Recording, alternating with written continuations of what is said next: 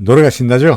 그죠? 노래가 신난 노래 들었습니다. 뭐 죽을 들었습니다. 주가가 올랐으니까, 그죠? 주가가 올랐으니까 이런 날 쭉 쳐지는 노래를 들을 수는 없죠, 그죠? 그러니까 일단 뭐 나중에 그게 뭐 주가가 반등인지 추세적 상승세인지 그건 더 천천히 따지기로 하고요. 오늘 이 주가가 올랐으니까 그래도 신나는 노래를 하나 들었습니다.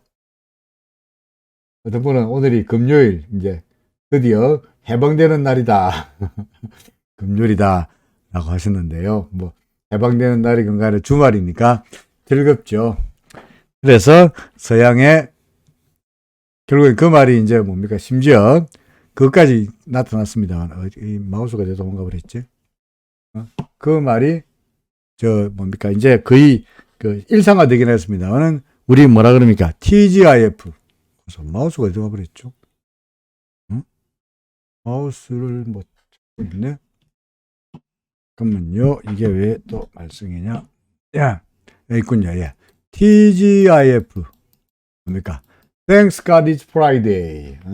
Thanks God it's Friday. 그러니까 뭡니까? 아주 그 금요일입니다. 라는 이야기죠. 그죠? 그렇습니다. 자, Thanks God. 하나님 감사합니다.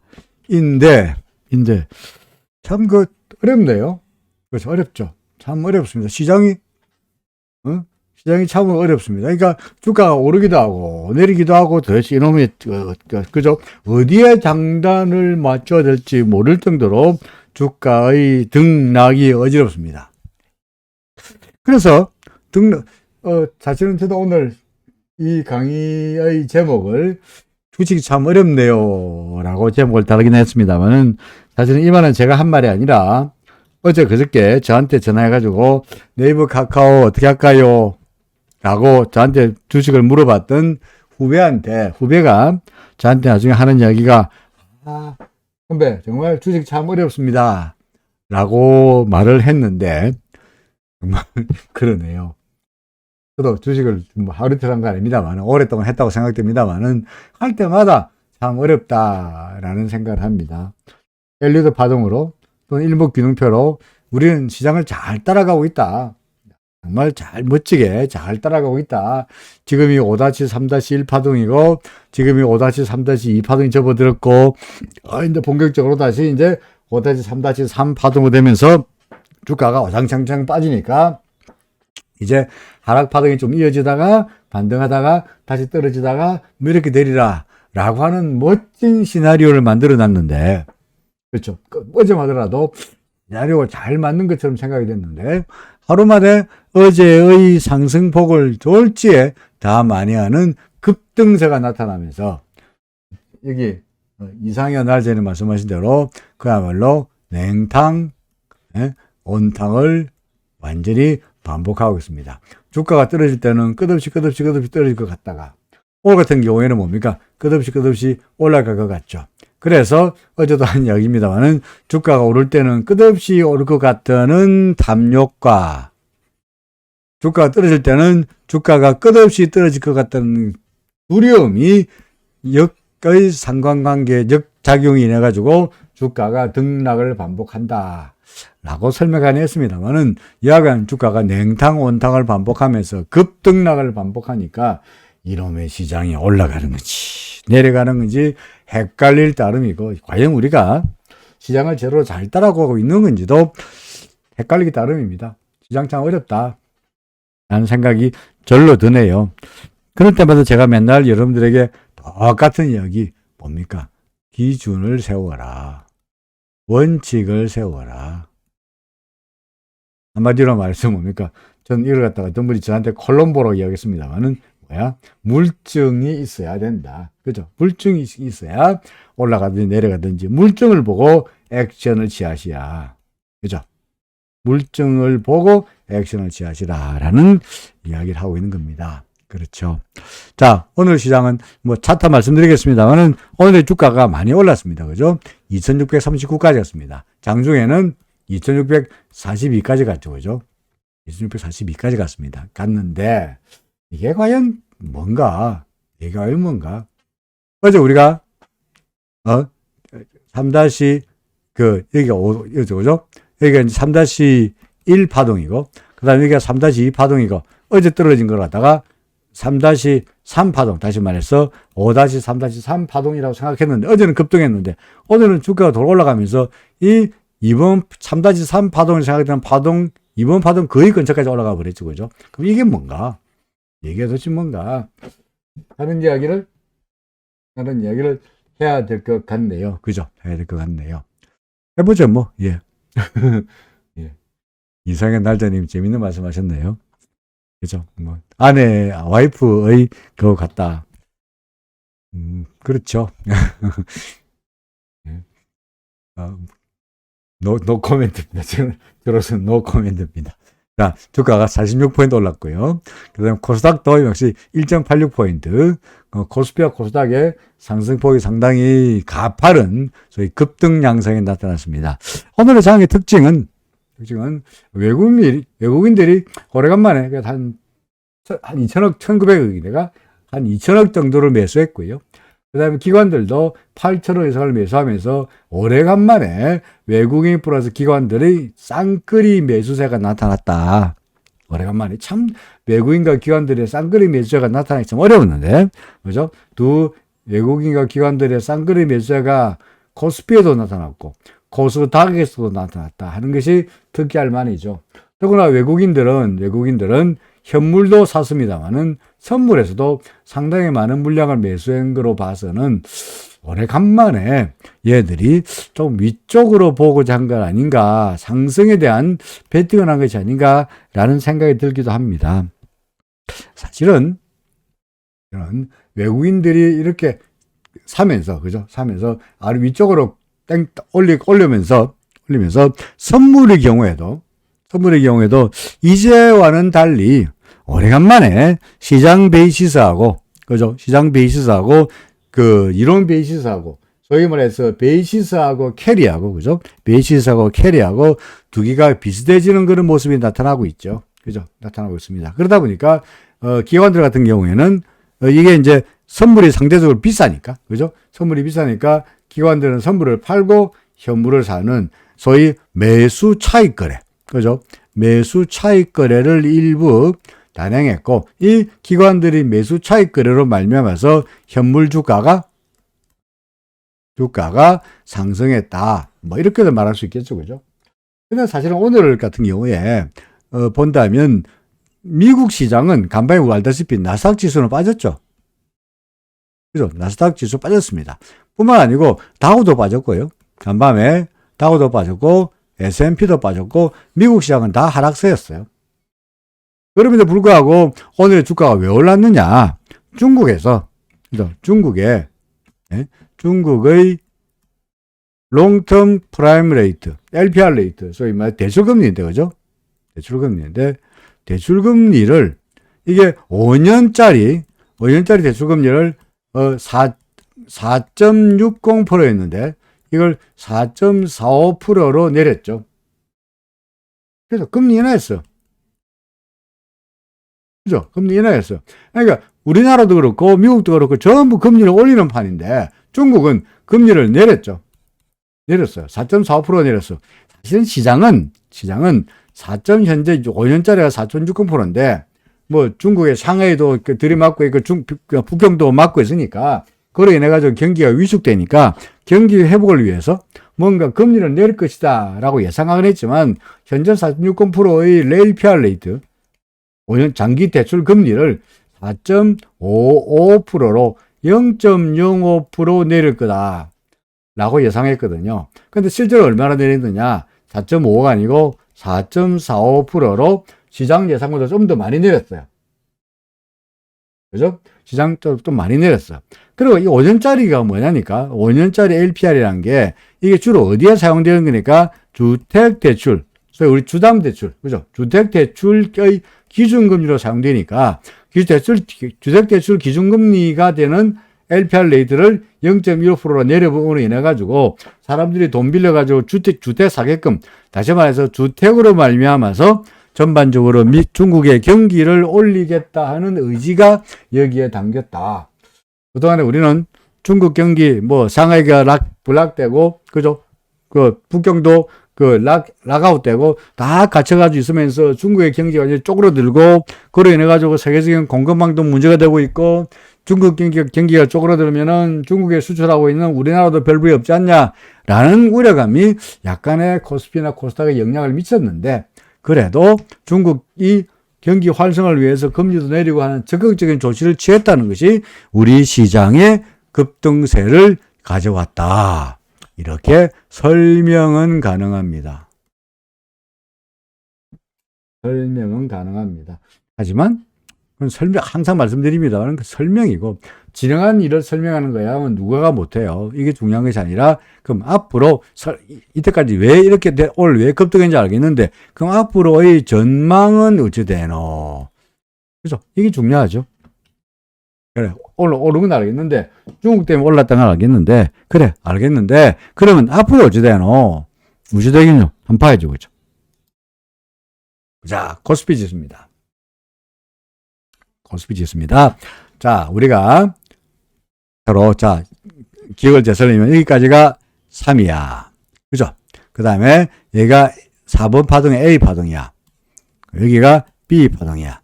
여기가 C 파동이야. 그죠? 여기가 D 파동이야. 여기가 E 파동이야. 자, 여기가 끝, 4, 끝. 그래서 이렇게 삼각형, 끝. 그래서 여기서 시작해서 떨어지는 게 여기가 5에 4 끝났으니까 5에 1이야. 그죠? 여기가 5에 2야. 그래서 어제가 급락했으니까, 이게 5에 3이지 않겠냐? 라고 생각했는데, 오늘 올라가 버렸으니까, 그럼 이거 5에 3 아닌가? 아닌가? 그죠? 그러면, 굳이 말한다면, 여기 이게, 예를 들어서, 5자로 말 빼고, 정확하게 말하면은, 뭡니까? 3-5-1이 돼야 되는데, 그죠? 그러니까 이거 빼고 그냥 1만 쓰겠습니다. 자, 여기서 출발해가지고 요게 1번 파동이죠. 그죠? 그 다음에 예를 들어서 어제 떨어진 것을 이걸 2라고 본다면 지금이 3이라고 한다면 그죠? 3번 파동도 하락 3번 파동이니까 하나, 둘, 셋, 넷, 5개 나올 수가 있죠. 그죠? 그래서 억지로 말한다면 아직까지 지금이 여기가 2번 파동 끝이고 지금이 3이야. 근데 이게 요거 내려온 게 어제 내려온 게 이거고 3에 1이고 그 다음에 오늘 반등한 게 2다. 이렇게도 우길 수는 있어요. 그래서 우길 수는 있어요. 왜냐하면 어제의 출발할 때의 고점이 그저께의 고점이 2644였는데 여기 요 부분이 2644였는데 오늘의 장중 고점이 얼마니까 2642였으니까 그러니까 출발점 예를 들어서 지금 이걸 갖다가 여기까지가 2번 파동이고 여기가 3번 파동으로 본다면 여기가 1이고 그죠? 1이고 2번 파동이고 3번 파동으로 본다면 3번 파동 중에 1번 파동이 여기가 꼭지가 2644였으니까 2번 파동이 지금이 2번 파동인데 소위 말해서 마지막 파동 2번 파동인데 이게 2642까지밖에 안 갔으니까 더 내려갈 거다. 아직까지 2번 파동이라는 주장은 유효하고 따라서 전반적으로 봐서 여기가 크게 봐서 여전히 1, 2, 3이다. 그러니까 3의 1, 여기가 3의 2, 오늘 올라간 게 3의 2번 파동이다. 이렇게 우길 수는 있다는 말씀이죠. 하지만 제가 경험상으로 봐서 예를 들어서 상승 파동인데 여기가 1번 파동이야. 여기가 2번 파동인데 2번 파동이 1번 파동의 출발점 밑으로만 내려가는 건 이론적으로 맞아요. 그죠? 맞아요. 근데 만약에 2번 파동 밑으로 내려오다가 이 근처까지 갔다면 예를 들어서 한 61.8% 정도까지만 괜찮은데 이게 출발점까지 거의 근처까지 갔다면 이게 2번 파동이 아는 경우가 많아요. 2번 파동 아는 경우가 많아요. 다시 이게 1번 파동이 아는 경우가 많고 대부분의 경우가 이렇게 다시 떨어지는 경우가 많습니다. 거꾸로 이야기해서 그래서 지금 같은 경우에는 떨어지다가 다시 떨어질 텐데 어제까지 떨어지고 오늘 올라가면서 이게 2644부터 출발했던 하락세가 오늘 2642까지 갔다면 이걸 갖다가 1번 파동, 하락 파동 1번, 이거 하락 파동 2번, 그래서 떨어지면서 3번 파동 있다고 말하기 가능성은 매우 희박하다는 거죠. 무슨 말이냐? 더 올라갈 거다. 더 올라갈 거다. 따라서 여기서부터 출발은 하락파동은 맞는데, 여기서부터 출발한 하락파동이 맞는데, 여기가 하락파동의 첫 번째 파동이라면, 여기가 아직까지 상승파동 2번 파동이 남아있고, 그 다음에 하락파동이 3-파동, 아직 남았다. 정확하게 말하면 5-1, 5-2, 5-3인데, 어제는 떨어진 걸 갖다가 5-3에서 생각했더니, 그게 아니고, 좀 더 올라가고 나서, 한 번 올라가고 나서 떨어질 거다. 다시 말해서 2642보다 조금 더 올라가는 파동이 한 번쯤은 더 있어 보인다 라는 이야기입니다. 미국 말씀하신 대로, 뉴형님 말씀하신 대로 계속 올라가다가 예를 들어서 여기가 2700이죠, 그죠? 여기가 2700입니다. 여기가 우리가 4번 파동의 끝이고 5파의 출발점을 보고 있죠. 그죠? 출발점을 보고 있죠. 근데 만약에 주가가 더 반등해가지고 2702를 넘어가면 어떻게 할 거냐? 고민을 새로 해봐야겠죠. 당연합니다. 파동을 새로 세겠죠. 하지만 고민은 새로 하고 그 다음에 파동을 새로 매기긴 하겠습니다만은 그렇다고 하여서 근본적으로 이 커다란 큰 프레임이 틀렸다고 볼 수는 없어요. 틀렸다고 말하기에는 아직까지는 예를 들어 여기가 왜 그런 말씀 드리냐면 여기가 아직 여전히 4번 파동이라면 4번 파동이 이렇게 움직이는 것이 이게 복합 조정일 수 있거든요. 복합 조정일 수 있으니까 아직은 좀 더 두고 보자는 이야기입니다만은 어떻게 되든 간에 2200이 돌파할 시에는 일단 기존의 우리의 주장, 그러니까 하락 일변도의 주장에서 약간 수정을 해야 되지 않겠냐는 생각은 듭니다. 그래서 만약에 올라가면서 2700이 요거를 넘어서는 모습이 나타난다면 그때는 파동을 계산하든지 그때 가서 수정을 하든지 무언가 다른 항상 말씀드리듯이 플랜 B에 대한 생각은 꼭 가지고 있습니다. 어떻게 할 건지를 그때 가서 따져보게 하죠. 파동을 새로 세야 된다는 건 아니겠, 전반적으로 프레임이 틀렸다는 이야기는 아니겠습니다만은, 뭔가 세부 파동에서, 자, 우리 이거 4번 파동에서 너무 좀 잘못된 거 아닌가라든지, 뭔가 고려해 볼 필요는 있을 것이다. 라는 말이 되겠습니다. 자, 질문에 대한 답을 다들 하고 이야기를 하죠.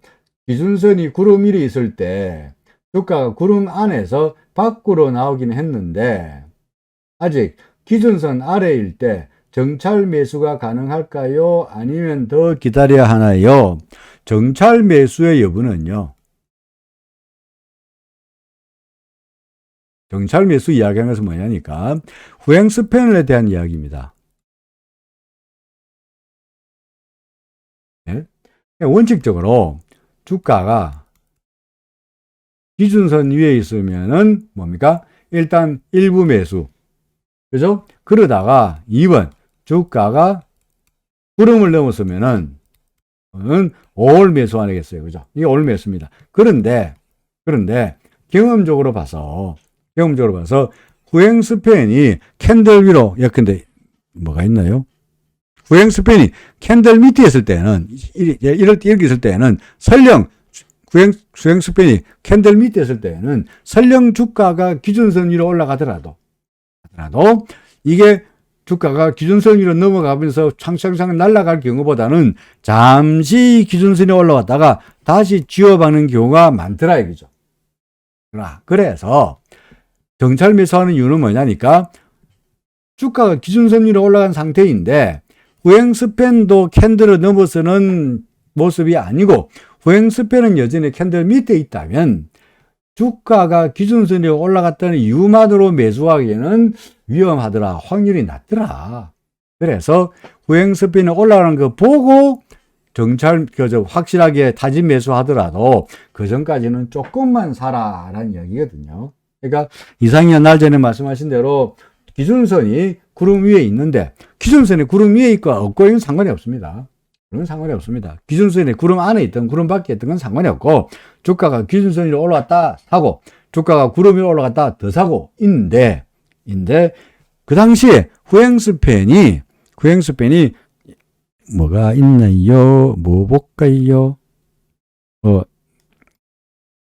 있네요. 자, 필라델피아 반도체 지수 같은 경우 봅니다. 필라델피아 반도체 지수 같은 경우에 현재로 봐서는 며칠 전에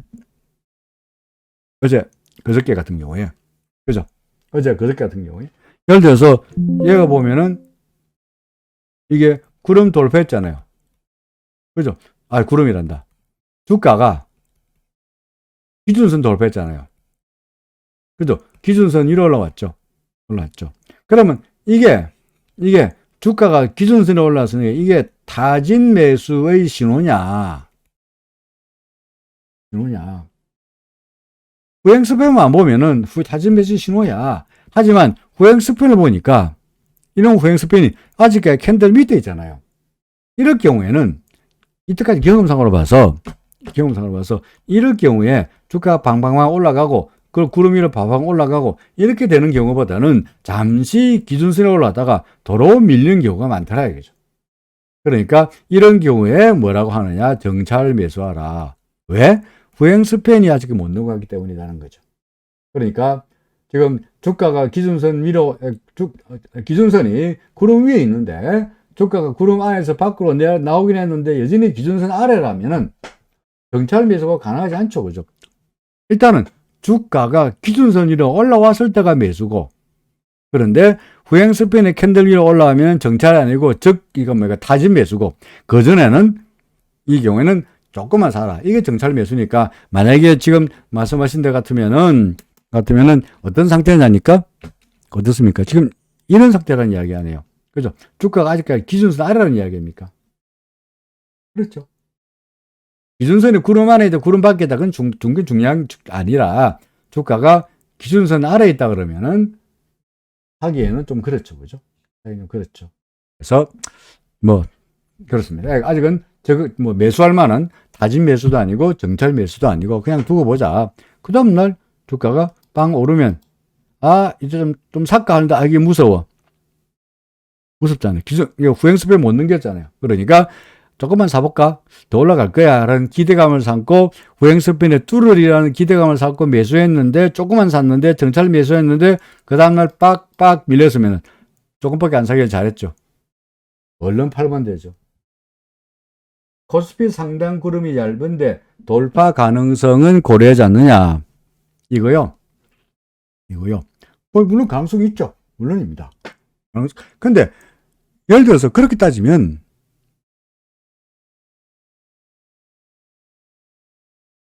이런 때도 이때마더라도 이때마더라도 올라가고 있죠. 그죠? 가능성은 이 구름은 얇잖아요. 안 그렇습니까? 그때마더라도 구름이 얇았으니까 더구나 여기가 기준선이 코스피가 기준선 넘겼으니까 이거 분명히 넘어갈 것 같다 하고 기대 할봇 했는데 아직까지 후행스팬은 택도 없죠. 맞습니까? 그러니까 구름 얇고 더구나 주가가 기준선으로 싹 올라왔으니까 올라갈 거야 라는 생각으로 적극 매수했다면 어떻게 됐습니까? 좋다 말았죠. 안 그렇습니까? 구름이 얇았습니다만은 이 후행스팬이 후행스팬의 캔들을 저항을 이겨내지 못했죠. 보세요. 이겨내지 못했죠. 그러고는 와장창창 우리가 알다시피 와장창창 밀리는 꼴을 당했죠. 그래서 구름 얇은 것도 물론 고려하긴 합니다만은 궁극적으로 매수하기 위해서는 얘가 후행스팬이 이 캔들의 저항을 넘어서는 그런 예를 들어 이런 모습이 후행스팬이 캔들에 넘어서는 이런 모습이 나타나야 되겠죠. 물론 상대적으로 여기 구름이 얇으니까 상대적으로 뚫기는 쉬워 보입니다만은 그거에 앞서가지고 후행스팬이 캔들을 넘어서는 모습까지 보여야만이 확실하다. 그런 이야기입니다. 이렇게 안 된다는 이야기는 아니고요. 안 된다는 이야기는 아닙니다만은 구름이 얇으니까 뚫기는 쉽겠지만 유행 스팬까지 고려해야 된다는 이야기입니다. 자, 오케이. 다시 이제 다른 질문 다 했으면 다시 돌아가서 코스닥 똑같습니다. 그죠? 똑같습니다. 아직까지 기준선 못 넘겼고요. 얘는 뭐 아직까지 그렇고. 그 다음에 또 하나 이 후행 스팬이 그죠? 이 후행 스팬이 캔들과의 관계에서도 지지와 저항을 받습니다만은 그죠? 이 캔들과 이 후행과의 관계에서 지지와 저항을 받습니다만은 그 전에 이게 구름과의 관계에서도 후행 스팬이 구름과의 관계에서도 지지와 저항을 받아요.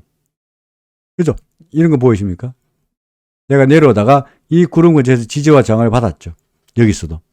그죠? 여기도 마찬가지. 얘가 올라가다가 이 후행 스팬만 보면 여기서도 또 구름에서 어떻게 됐습니까? 여기도 저항을 받았잖아. 맞습니까? 얘가 올라가다가 여기서 또 구름의 저항을 받았잖아요. 그렇죠.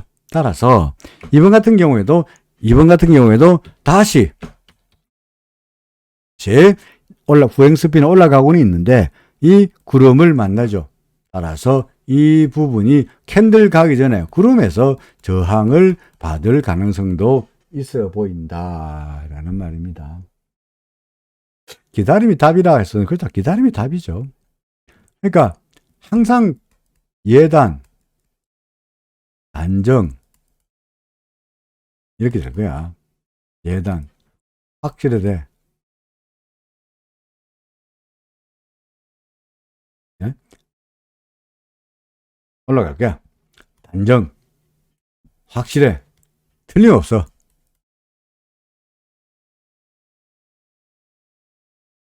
이런 말들이 다 뭐에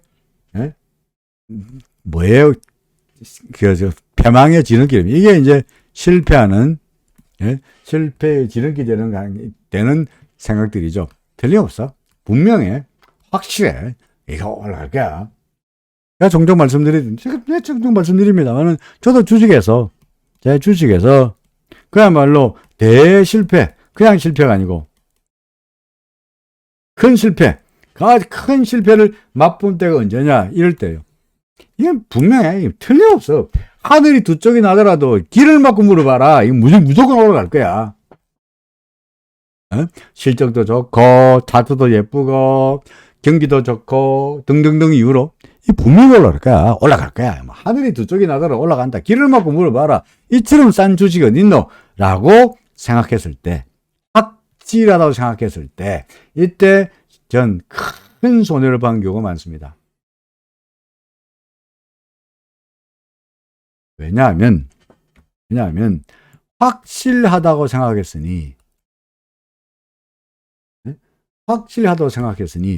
그만큼 어떻게 했습니까? 베팅도 대규모로 그죠? 대규모로 심지어 올인으로 때려 넣었겠죠. 확실하니까 불안하지 않고 확실하니까 대규모로 주식에 대규모로 투자하거나 올인으로 때려 넣습니다. 분명하니까. 근데 틀리면 망하는 거죠. 그래서 이렇게 한번 왕창 터지면 틀림없어. 어쨌든 왕창 터지면 복구하기가 정말 어렵습니다. 그래서 항상 말씀드리기로 조심조심 돌다리도 두드려보라 하는 게 조금 터지는 것은 그죠? 여기서 조금 터지는 것은 복구할 수 있어요. 하지만 여기까지 안 하고 버텼다가 이렇게 대규모 손실을 보고 나면 복구하기가 무지무지 어렵습니다. 그죠? 무지무지 어렵습니다. 그래서 항상 조심조심 플랜 B를 이야기하고 있고요.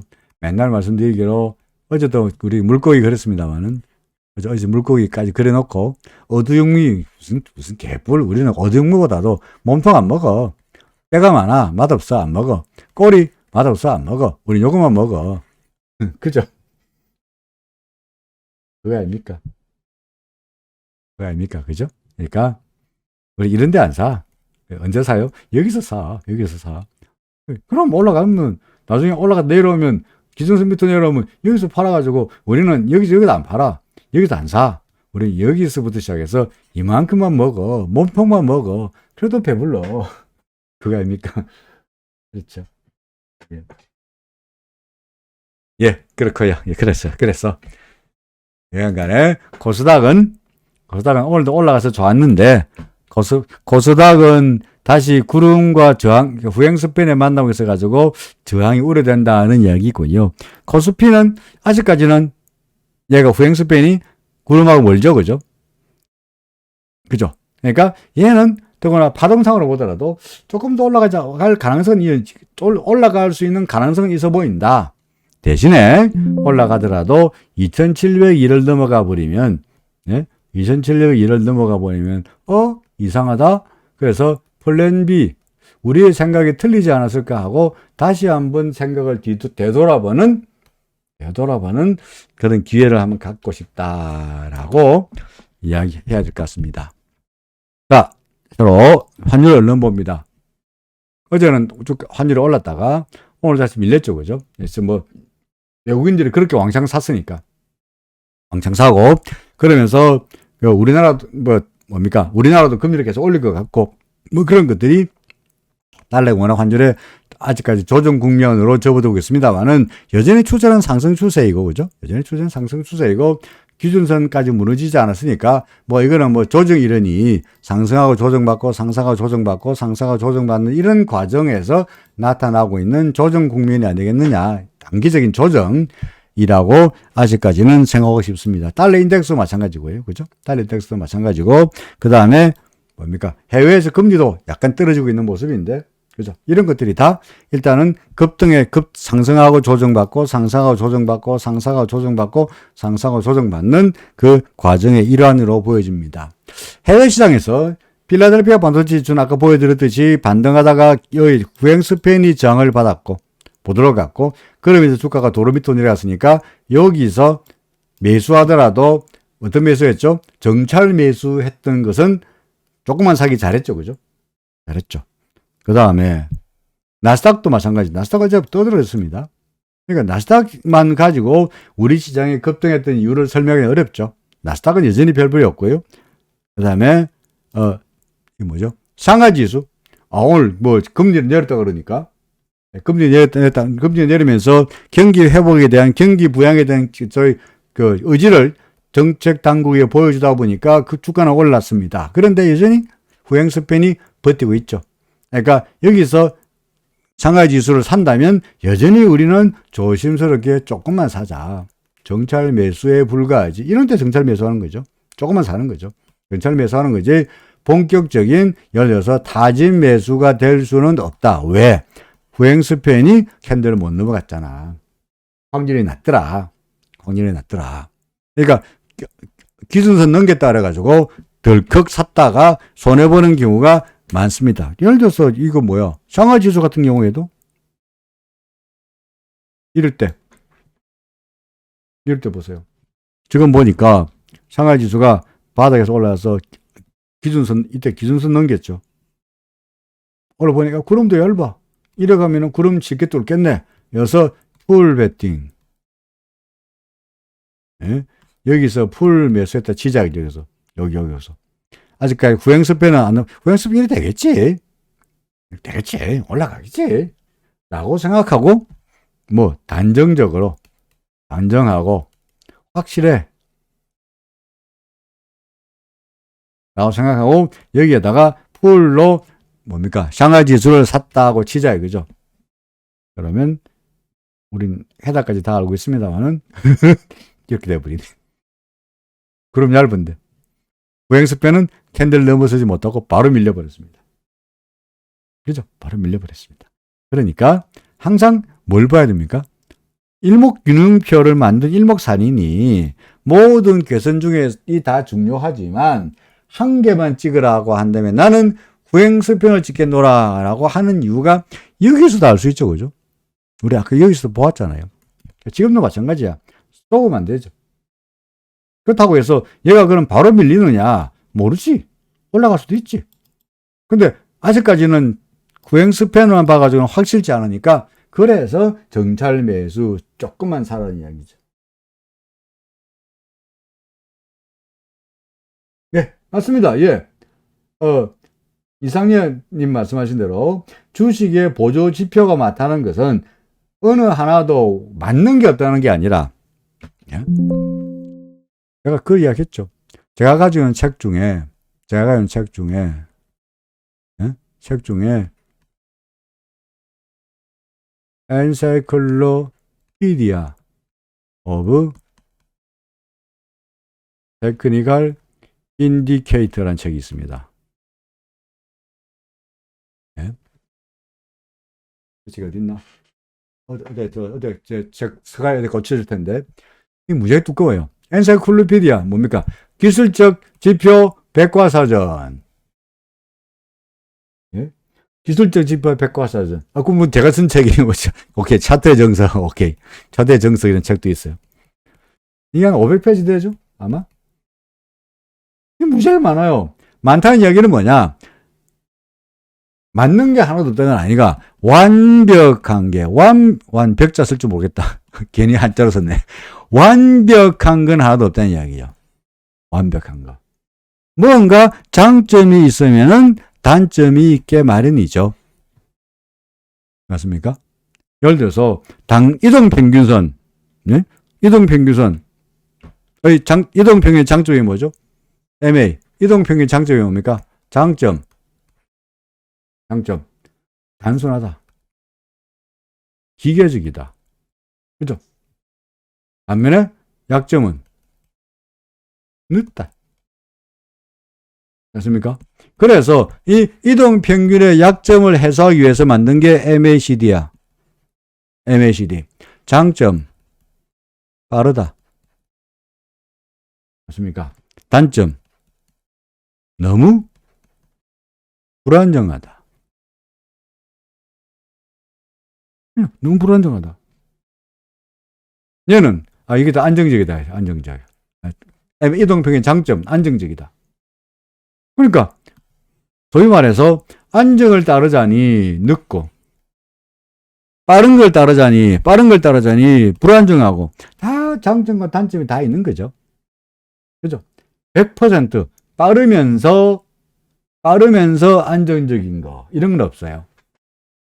빠르면서 안정적인 거, 그런 건 없어요. 빠르면은 불안정하고, 안정적이면 늦어요. 그래서, 결국은, 어떤 거든 간에 틀릴 수밖에 없으니, 그러니까 완벽한 건 없어요. 그러니, 일목이라고 완벽하나? 일목이라고 구름이 올라오면 산다.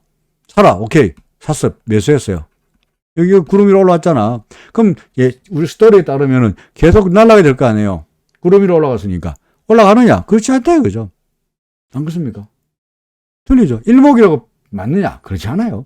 맨날 하는 이야기가 구름 위로 올라간 놈 5개 사면, 5개 구름 위로 올라와서 올라온 5개 사면 그 중에 3놈은 날아가.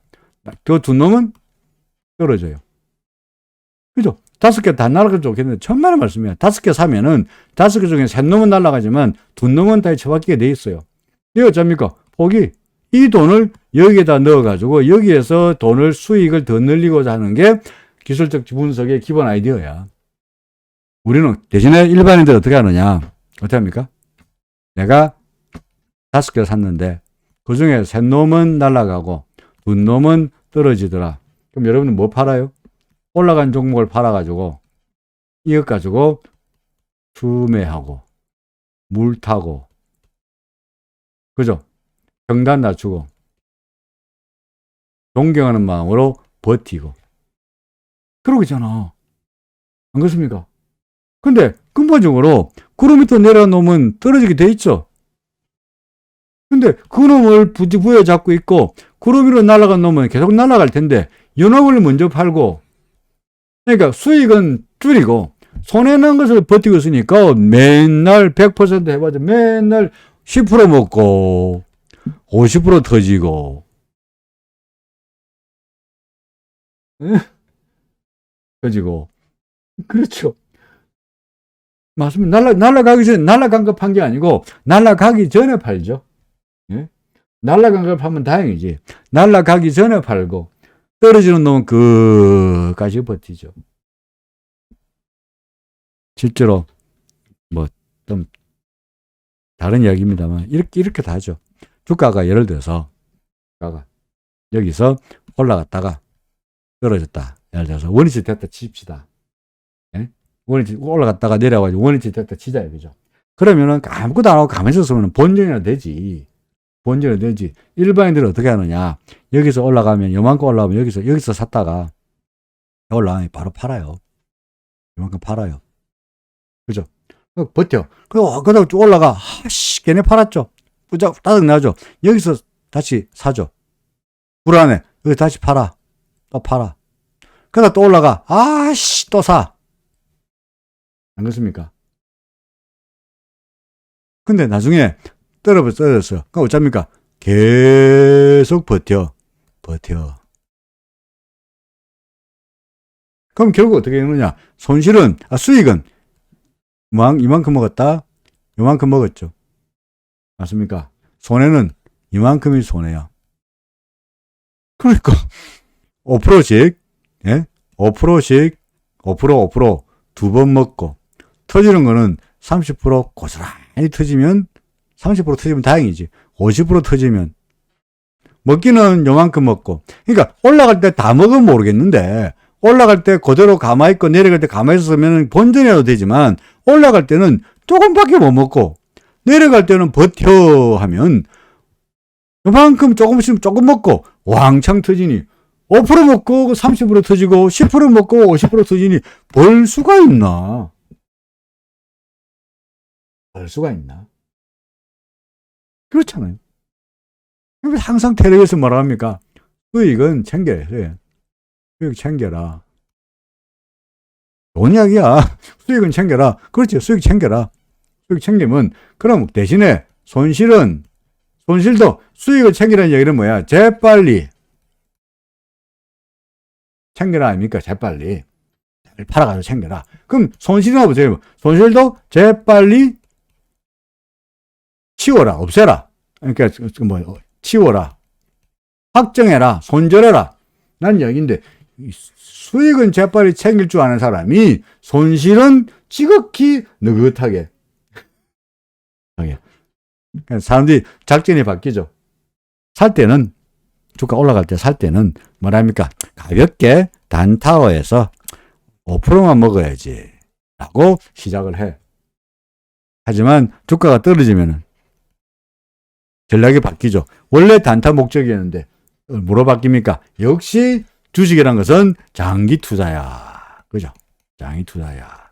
갑자기 단타 목적으로 들어갔던 투자자가 자기 신뢰를 받고요. 역시 주식은 뭡니까? 장기 투자야. 차트 몰라도 돼. 장기 투자야. 가치 투자야. 그러지 말자 이야기입니다. 그러지 말자. 시작할 때로 단타로 시작했으면 손해봐도 단타고, 그거 아니면 처음부터 장기 투자로 들어갈 것 같으면은 차트 쳐다보지 말고 재무제표는 쳐다볼 일이 있고. 그러니까 이것도 아니고 저것도 아니고 유리할 때마다 마음을 바꾸는 박쥐 같은 그런 생각은 하지 않는 것이 좋지 않겠냐. 그런 이야기입니다. 너무 잔소리가 많아지면서 이야기가 길어졌는데, 비트코인을 얼른 보고, 그죠? 비트코인을 얼른 보고 끝내겠습니다. 비트코인 어떻습니까? 별별이 없죠. 별별이 없죠. 그러니까 뭐 구름 밑에 있고 기준선 밑에 있고 일목으로 보더라도 별별이 없는데 CCI를 보니까 CCI에서 약간 매수 신호가 나타날락 말락 하니까 꼭 산다면, 무지 말한다면 CCI가 100선 넘어갔으니까 매수 신호가 나타나긴 했는데 구름 밑에 있고 기준선 밑에 있고 구행선빛에 별별 없으니까 사긴 사더라도 평소에 구름 위에서 살 때에 비해 가지고 구름 아래쪽에서 CCI로 사더라도 어떻게 사라고? 조금만 사라. 그죠? 조금만 사세요. 소액을, 그죠? 소액을 일단은 사보자. 꼭 비트코인을 거래하고 싶다면 이런 정도로 이야기해야 될 것 같습니다. 잠시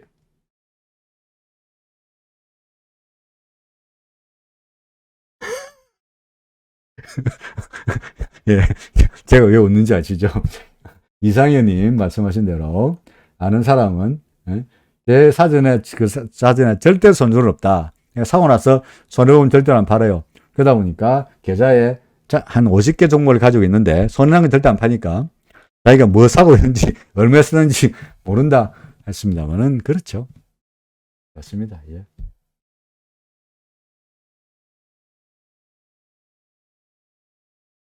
장투인데 수세 꺾인 거 놓치고 지금까지 왔는데 그래도 수익이면은 견뎌야 할까요? 근본적으로 시작이 뭐 보고 했느냐는 거죠. 시작이 처음부터 시작이 나 장기 투자. 다른 말은 가치 투자 아니겠어요, 그죠? 그죠? 예를 들어서 뭐 회사에 뭐 PER을 본다든지 또는 에비타를 본다든지 EBI, TDA 뭐 이런 걸 봐가지고 그죠? 에비타를 본다든지 TDA입니다. 하여간 이걸 봐가지고 현재 이 회사의 포로 볼 때 충분히 올릴 가치가 있다라고 한 게 장기 투자인 되겠어요, 그죠? 그러면 차트가 나와버리게 볼 거 없이 애초에 장기 투자로 계속 가는 거죠. 가는 거고 그게 아니고 예를 들어서 차트로 처음부터 그랬다 그러면은 기준선이 올라갈 때 사고 구름 밑으로 내가면 바로 팔고 여기서 샀다가 바로 팔고 사고 팔고를 반복하는 게 우리가 말하는 차트의 매매 기법이고요.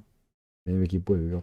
그러다 보니까 장기 투자를 할지라도 뭐 차트를 뭐 참고해야겠습니다만은 기본적인 의사결정은 애초에 내가 사고자 하던 목적을 그대로 따르는 것이 맞지 않겠나 싶기도 합니다. 차트 보여드릴게요. 예. 차트 보여드릴게요. 예. 차트 보여드릴 텐데. 예. 보겠습니다. 자, 일단은 뭡니까? 잠깐 목 좀 축이고, 예. 목 좀 축이고 차트를 올려놓으시면은 차트 보여달라고 금액을 말씀해 주시면 차트 보면서 이야기하죠. 예. 잠시 목 축이고 좀 쉬었다가 이제 2부라보다도 하여간 조금 있다가 다시 시작하겠습니다. 잠시만요.